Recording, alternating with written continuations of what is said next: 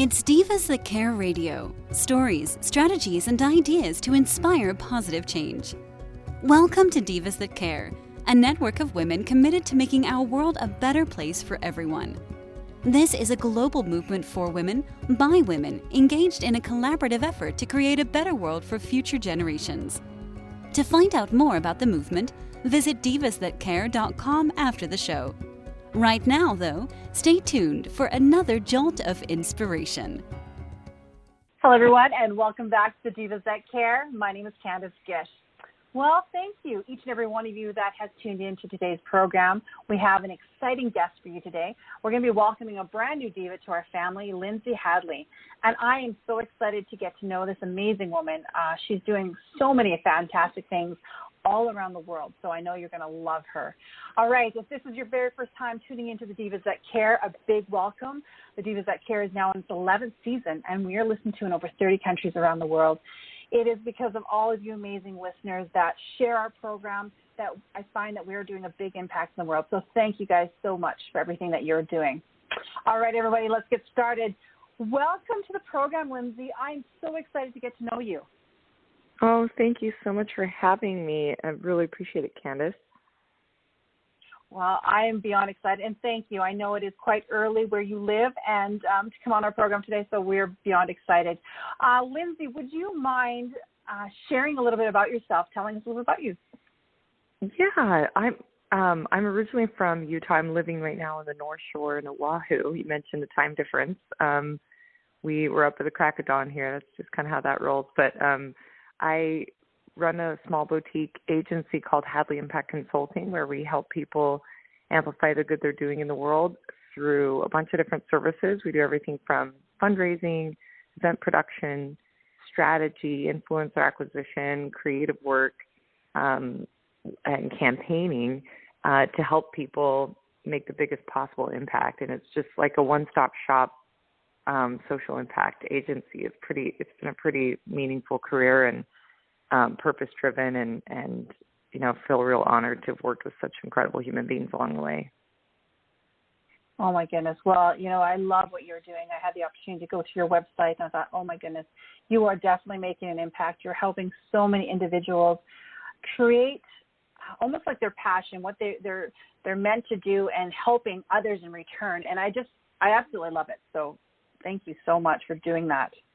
Oh, thank you. Thank you. Our expertise, like I joke a lot, but, since we provide all these different services, you can assume that we are, jack of all trades, master of none. That's fairly accurate. In a way, there are people that are much better at specialized at PR or event production or whatever it may be. Where we punch way above our weight is we are activators. We begin things, and we are global experts. We put in like the 10,000 hours, I guess, to be considered experts in our craft for the convener model, this meta campaigning, which I know we're going to talk a little bit about today, one that we just launched. But meta campaigning is essentially the most helpful way to think of it is, do you remember in the 90s the Got Milk commercials that boomed where, the milk mustache all the celebrities wore? That's a classic example of a meta campaign. That was for the milk industry, and it wasn't ran by one individual milk brand, but rather the milk industry at large, encouraging consumers to drink more milk. We design campaigns like that for sectors and causes. So charities are often viciously competing for limited resources and attention, and we play like a choir conductor to get them to sing in a choir so that they espouse the same messaging and content at the same time. And by doing so, saturate the market, and like a rising tide, all the boats can come up. So we design these meta campaigns, these initiatives that benefit all of them instead of one organization. And that's something that is a particular expertise that, we've had the joy of learning and working in the last decade. What a great thing to do, because it's almost overwhelming. You see all these different things happening, but if you're able to amalgamate all of them together, what a great thing to help each and every one of them out at the same time. Well, thank you for saying that. I feel like it's really dumb smart. My mentor calls, really things that are common sense that aren't common practice, dumb smart. I love that. Like we all know that we go further when we go together. We all know that You're going to sing a lot louder in a choir of voices than as a soloist. And yet it's very rare that people actually galvanize that way. It's really interesting. Like, we're too parochial, we're too invested in our own agendas, our own overhead, our own initiatives. It takes like a third party person like our agency to galvanize this mass support and coordinate like kind of in a third party way. But when we do it, it's just radically impressive, the outcomes. I mean, it's just, there's no comparison how much more value can be brought to issues as a result. I love it. Well, to me, it's all about the collaboration. Why would you not want to do that? Competing against one another is so hard. And when you can collaborate, you can accomplish so much more. That's right. In the private sector, there's a sort of decorum, like the gloves are off, may the best man win. You're maybe you're Nike and Adidas, and it's like, who's going to get the consumer dollar, and it's like a complete understanding that it's the free market and this is how this works. But in the nonprofit sector, it's supposed to be about the issue, not about your winning. It's supposed to be about refugees or vulnerable children or the climate, or it's supposed to be about race inequality, right? It's supposed to be about the mission and the thing that we're serving, the cause. That's really at the forefront. And so collaboration is key. It's instrumental. It's imperative. So, and yet, there's just not a tremendous amount of ideation and innovation going on for more collaboration. And so, we've been overjoyed to play that role and to build these bridges and reduce redundancy and waste and competition, and instead create collaboration. It's a real joy to do that. I think that's absolutely fantastic. Oh my goodness. Well, we're going to be talking about the new one that you are working on.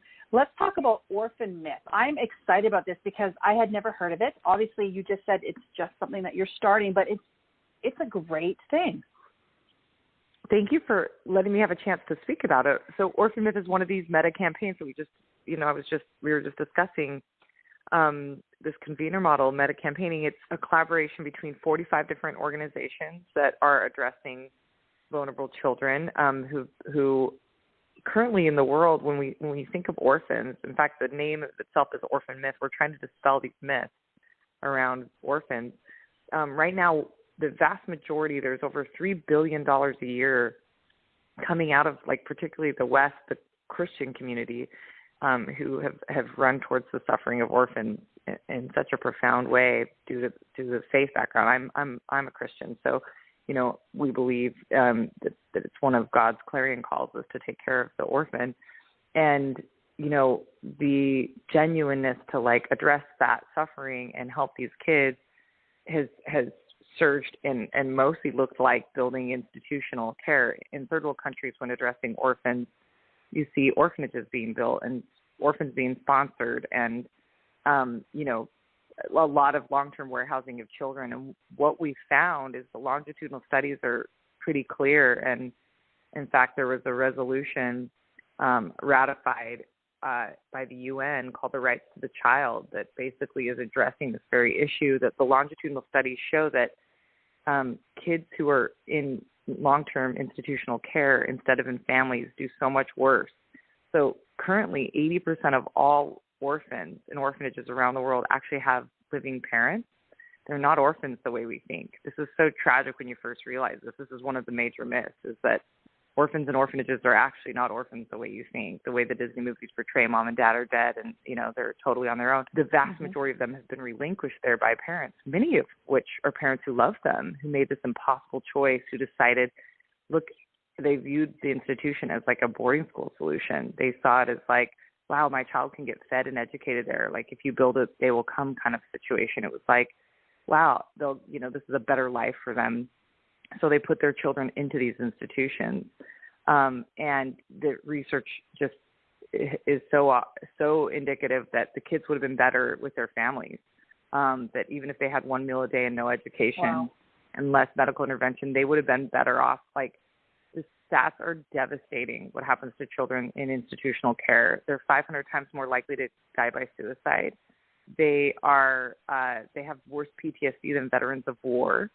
80 to 90% in some regions of all human trafficking victims come out of foster care and or institutional orphanages.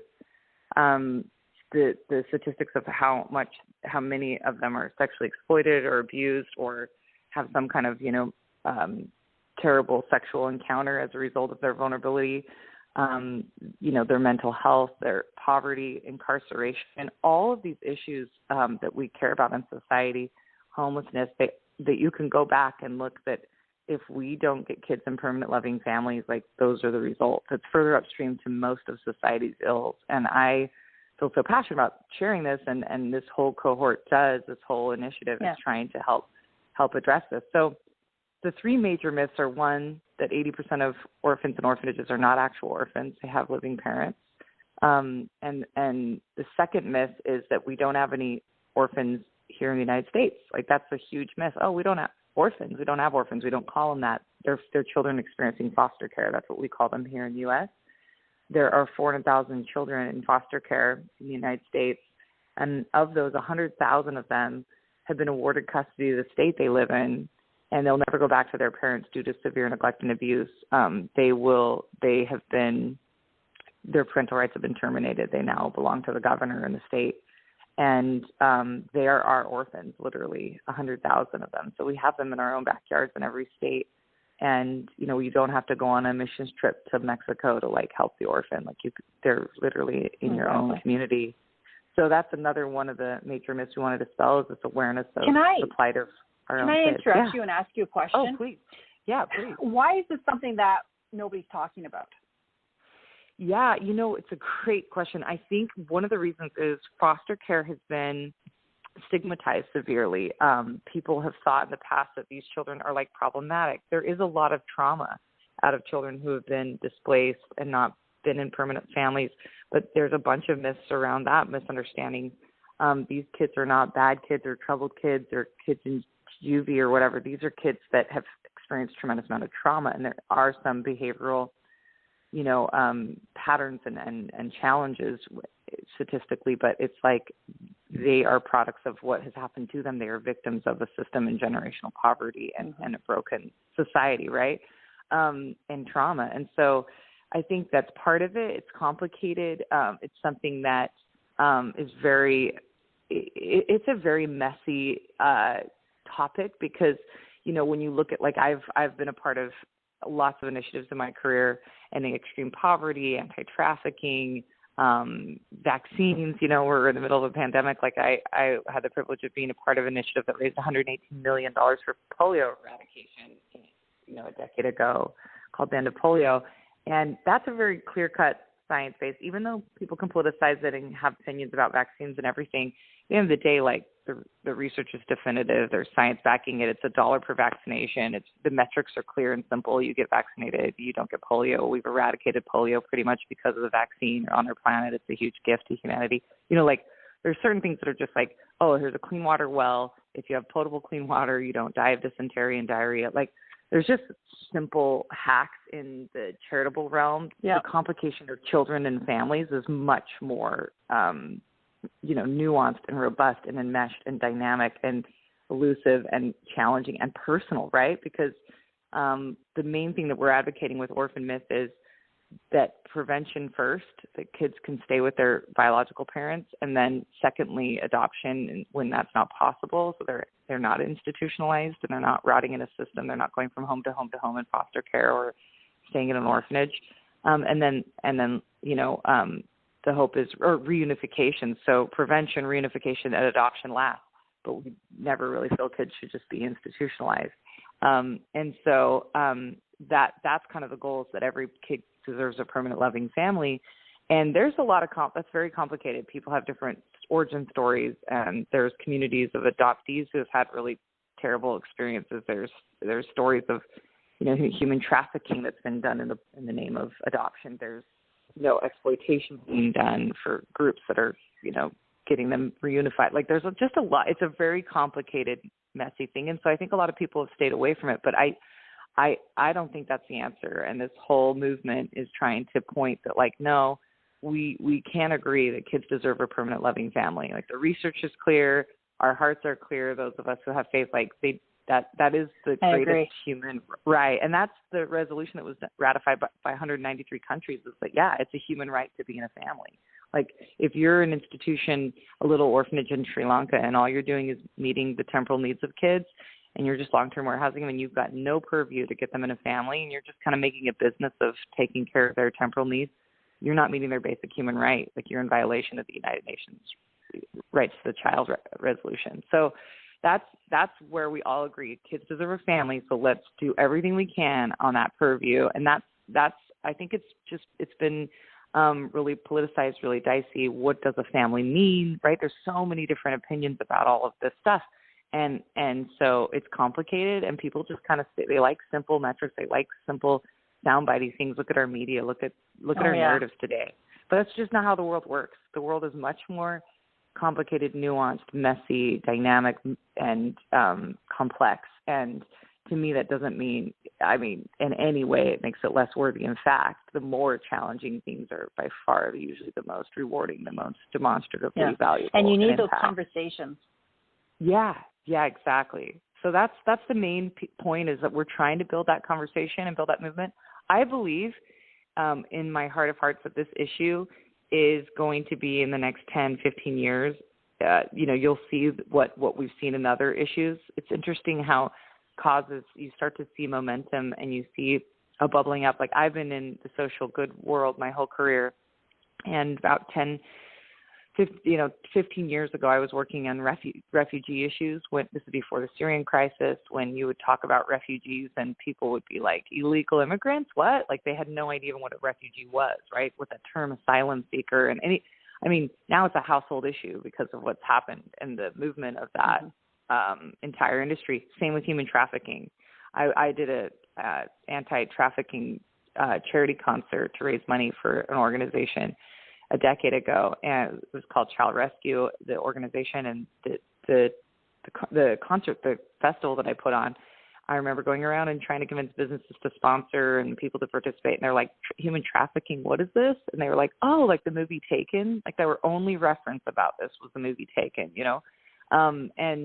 that was a decade ago. Look at how household in every church and every home and every person and every conversation and every business is now, like, aware of, the implications of modern day slavery and, like, how it's happening in our own backyards. And right. So issues they can build a movement, and it's always done by someone starting to build that momentum. And so that's what we're trying to do here. I believe that in the next 10 years, people will be like, wow, I can't believe we used to just fund orphanages when the solution was getting them into families. And we were creating a family separation crisis by our best efforts to help and fund orphanages.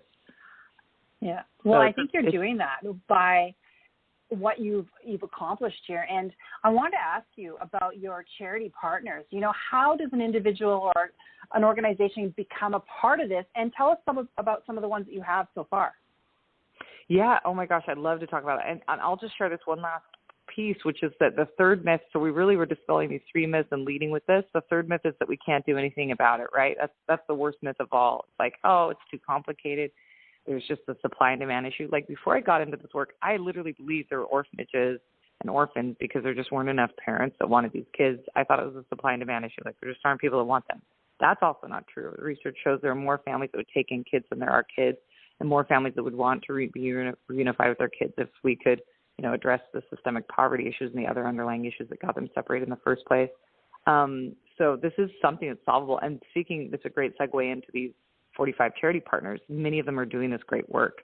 Some of them are organizations that are, like, convening and collaborating and doing awareness. Some are actual practitioners or programmatic groups that get kids in permanent living families. One of the charities that focuses domestically in foster care here that I really love is called America's Kids Belong. And they help kids get into permanent loving families through a sophisticated strategy that's really cool. But one of the major hacks they've come up with that is wildly effective is making videos of these kids that are 8 and older in the foster care system. These kids that have a 0.02% chance of being adopted when they turn 8. Like, there's something about that threshold of like the younger they are, the more likely they are to be adopted out of foster care. These kids that are the ones that have had their parental rights terminated, that are our orphans in the United States, when they're 8 and older, it gets much harder.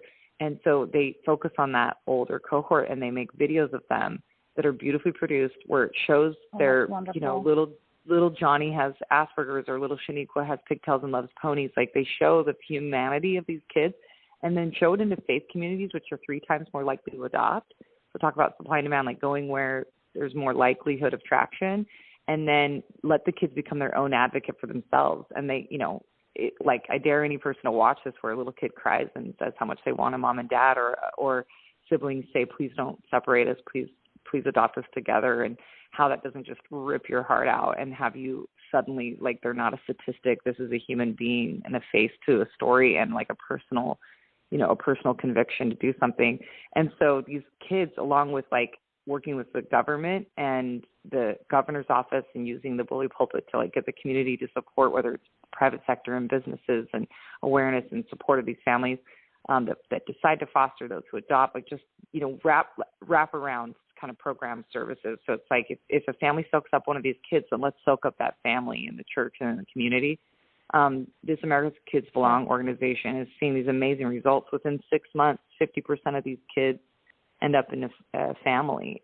These are kids who had a 0.2% chance of adoption, and within 2 years, almost all of them end up in families, with rare exception. And it's like amazing. The average cost is around $1,000 per kid for their outcomes. I mean, it's just incredible statistics, So this is miracle type work, programmatic work. There's a group called 1 Million Home that internationally is working with incredible organizations around the world, for example, in Kenya, that are identifying these kids that are in orphanages and finding out where their family is, and doing the sophisticated social work to find out if it's safe to return them back to their families, and then supporting those families. There's incredible organizations out there who are repurposing these orphanages and turning them into community centers, and where they can become daycares instead of a place for their kids to be taken. It's a place to support moms to keep their kids. Our really good friend, Marcus, who's one of the ambassadors to Orphan Myth, Marcus has this lived experience that's just heartbreaking. He's a friend of mine. He grew up in the slums of Sao Paulo, Brazil, in abject poverty. His dad, was never around. His dad was a criminal and a gang member, and him and his sister were raised by their single mom, who worked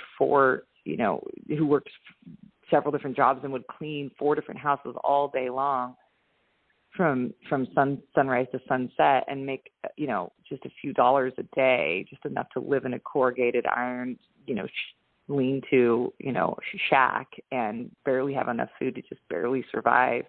And she was neglecting her little 6-year-old as a result, because she was gone all day working.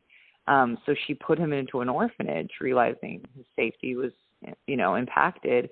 And these darling, wonderful little Italian nuns took in all these kids down there in Brazil, and Marcus became number 171. He was no longer Marcus because he couldn't have a name. There were too many kids there to give names to. Can you imagine like that dynamic, a mom having to give her child up because and then we fund that orphanage and those sweet nuns and their work, instead of supporting Marcus's mom to keep her kid and get a vocational education that can get her a better job, or create daycare where they could be together in the evenings, or even for a moment, like on the weekend, whatever it may be.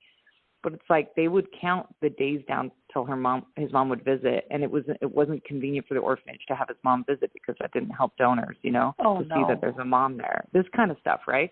And you hear this and you're just like, there's so much more to meeting a child's needs, than just education and food. So let's put family first. Let's understand that that's a human right, and we're not even asking people to give more money to this issue. We're saying just redirect the money that you've been giving into organizations that are getting these kids into permanent living families.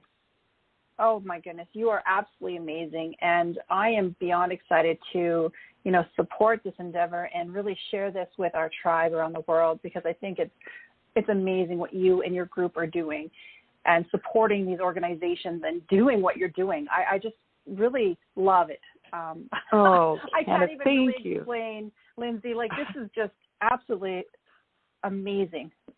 Oh, thank you so much for that vote of confidence and support. I mean, I genuinely deserve zero credit.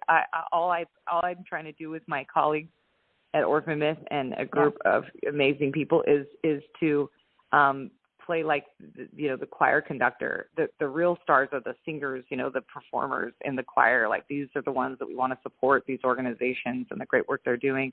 And there's all various degrees of which, they're doing just great work. And you can learn so much more about them if you go to Orphan Myth. There's a bunch of organizations. The main thing that I would say, if anyone listens to this interview or hears about Orphan Myth, is to know, wow, there's the fact that there's myths out there implies that we need more education, right? That, like, we're learning. Like, I've supported orphanages. In my early career, I went over to Kenya and would go and volunteer in these AIDS orphanages and hold these little babies and, like, support it.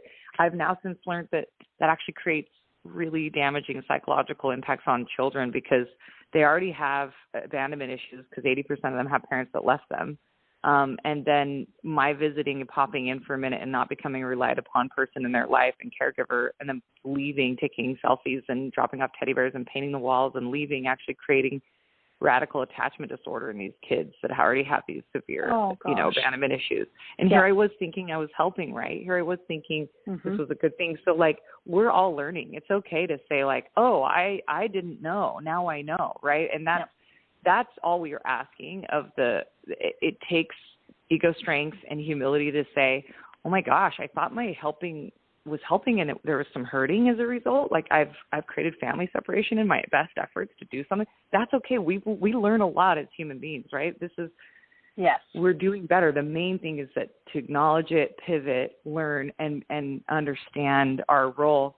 At the end of the day, like, we're a part of an incredible macro ecosystem of cause and effect as human beings. Like, everything we do matters, whether the products we buy, the way we vote, how we live sustainably, like, all of it impacts the lives of others we may never even see.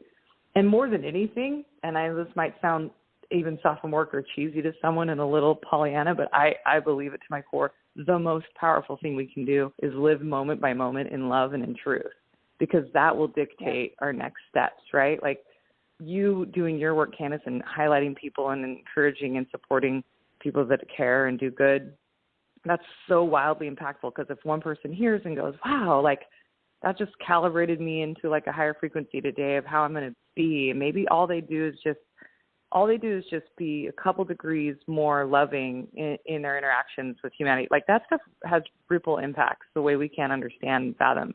And it's so much bigger than changing the world. It's like, let's change one person's world, and we can do things like something as simple as, for a couple dollars, you can support an organization like 1 Million Home and get a kid back to their family. Like, it lifts generations out of poverty. It changes trajectories of nations. Like, this is not a small thing. This is miracle work. So I'm so grateful to talk about it, and grateful for the heroes that have spent their lifetimes doing this work, like our partners on the ground that we've mentioned today, some of them. Well, Lindsay, I am so beyond grateful that you took the time to chat with us and tell us and share with us, all of the listeners out there, about this, because if it wasn't for you coming on today, we wouldn't know about this. And so I applaud you, and I thank you, and I hope that you come back on the Divas That Care and share more with us in the future. Thank you so much, Candace. Thanks for everything you do, and so grateful to discuss these issues, and humbled to say that, hey, we're all learning together. Let's do better together. We're all learning. Yeah. Exactly, we are, because I wouldn't have known that at all. And so thank you. I'm kind of emotional because I'm kind of thinking of a lot of other things, but I want to thank you, Lindsay, because it really touched my heart today, and I know that it has for our listeners. And what I'm going to be doing for all of our listeners is sharing all of Lindsay's information. I'm going to be sharing about the Orphan Myth. I'm hoping that we can also get some of these amazing organizations to be a part of our Giving Tuesday.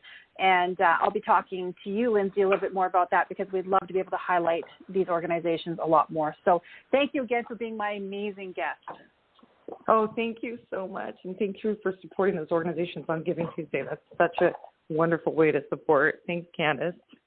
Yeah, check out orphanmyth.org. Follow us on social. Get involved. spread the word. This is really, really everything we can do is just communicate, educate, share, and learn together. Thank you so much. You were so welcome. And a huge shout out to all of our listeners. As I mentioned at the beginning of the program, it's because of our listeners that we've been able to build this tribe of amazing individuals around the world. And we appreciate each and every one of you so much. So make sure that you do something kind today. Until next time, everyone. Thanks for listening. This show was brought to you by Divas That Care.